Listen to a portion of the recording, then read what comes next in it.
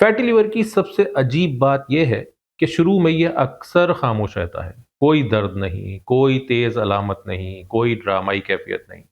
बस एक दिन आप अल्ट्रासाउंड करवाते हैं, रिपोर्ट हाथ में आती है और उसमें लिखा होता है फैटी लिवर ग्रेड 1। फिर बंदा खुद से पूछता है, ये कब हुआ?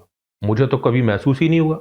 और यही इस बीमारी का असल खेल है। ये शोर नहीं करती, बस आहिस्ता आहिस्ता जगह बनाती है। शुरू में जिगर में सिर्फ चर्बी आती है, फिर अगर यही सिलसिला चलता रहे तो सोजिश शुरू हो सकती है, यानी कि उसमें सूजन आ जाती है। और फिर वक्त के साथ साथ जिगर के खलियात मुतासर हो जाते हैं। और अगर मामला बहुत बिगड़ जाए तो वो कैफियत भी आ सकती है जहां जिगर सख्त होना शुरू हो जाता है।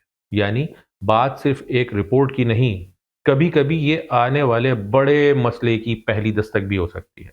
लेकिन यहाँ एक बात अच्छी तरह समझ लें, हर फैटी लिवर खतरनाक नहीं होता, लेकिन हर फैटी लिवर को नजरअंदाज करना यह जरूर खतरनाक हो सकता है।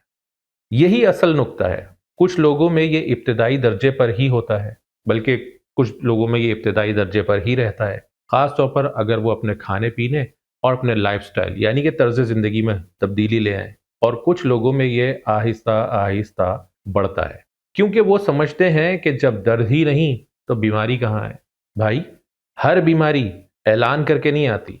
कुछ बीमारियां शराफत से अंदर आती हैं और बेरहमी से नुकसान करती हैं।